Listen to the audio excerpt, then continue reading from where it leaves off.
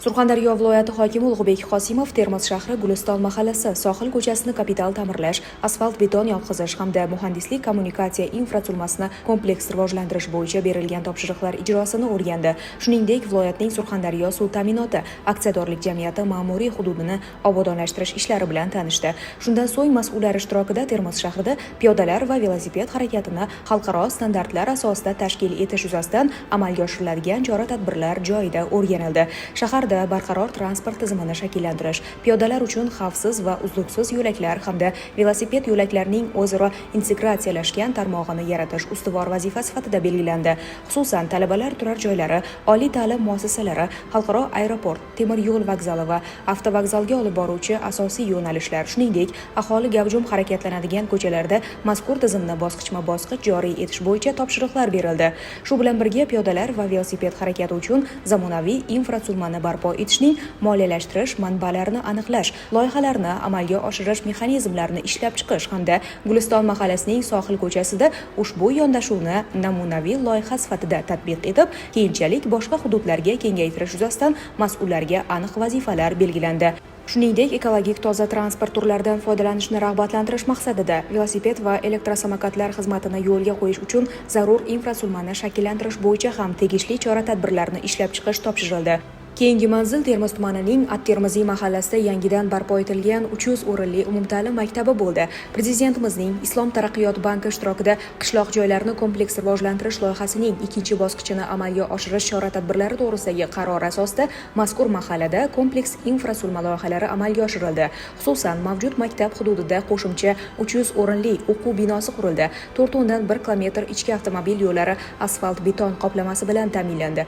1 kilometr piyodalar yo'lagi barpo etildi. 52 ta tashqi yoritish tayanchi o'rnatildi hamda 33 kilometr ichimlik suvi tarmoqlari tortildi. 22-maktabdan olimlar chiqishi kerak. Katta O'zbekistonga termiziylar chiqishi kerak. Respected President Shavkat Mirziyoyev as well as regional Nurafshon neighborhood, and now I would like to inform about the work done in our neighborhood. These works are good results for us. Thank you our sponsors for this. The residents of Nurafshon are very pleased.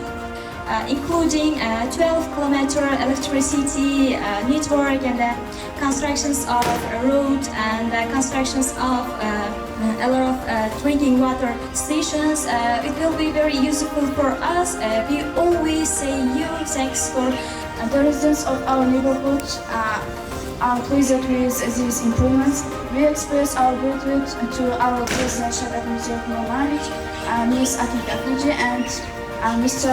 Hamad Zafar for creating these conditions. Amalga oshirilgan ishlar natijasida mahallaning muhandislik va ijtimoiy infratuzilmasi kompleksi yangilanib, aholi uchun qulay va xavfsiz yashash muhiti shakllantirildi. Ishlarni sifatli bajarib, ertaga qo'ldan o'tar qilib ketsak, ko'p joylarda e'tibor berasizlar, suv qilamiz deb ishlagan kun ketyapti, suv chiqmaydi.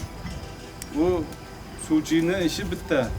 Faqat ishlangan tashlab ketib, vyupanini berib pulni olib ketish kerak-da. Biz aytyapmiz, yo'q, buni odamlarga ushlangan turba yotqizildimi, uydan suv chiqsa 24 soat suv kelsin krandan ochilgan. Asfalt qildikmi? Asfalt 50 yil xizmat qilishdi. Shu munosabat bilan o'tkazilgan tantanali tadbirda mazkur obyektlar foydalanishga topshirildi.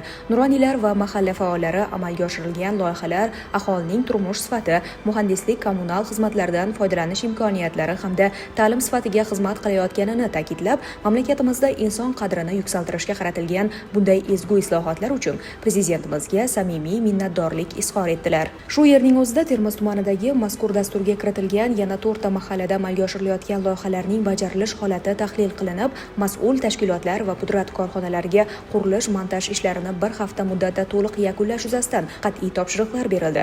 Shundan so'ng viloyat rahbari Angor, Muzrabot, Sherobod va Boysun tumanlarida bo'lib, Islom taraqqiyot banki ishtirokida amalga oshirilayotgan qishloq joylarini kompleks rivojlantirish loyihasining ikkinchi bosqichi doirasidagi sub loyihalar ijrosini muhokama qildi. 5 ta tumandagi 60 ta mahallada jami 278 ta sub loyihani amalga oshirish uchun 1 trillion 127 milliard 300 million so'm mablag' yo'naltirilgan.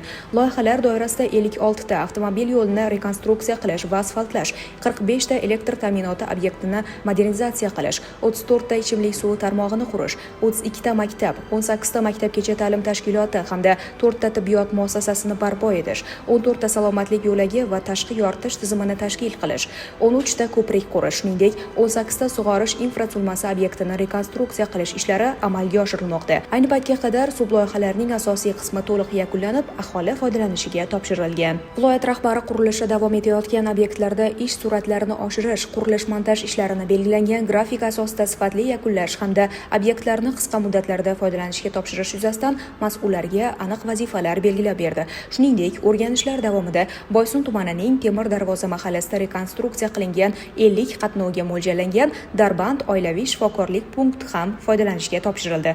Kun yakunida viloyat rahbari mazkur mahallada joylashgan Termiz davlat universitetining ta'lim bazasi qoshida turizm, ta'lim va xizmat ko'rsatish markazini tashkil etish bo'yicha amalga oshirilayotgan ishlar bilan tanishdi.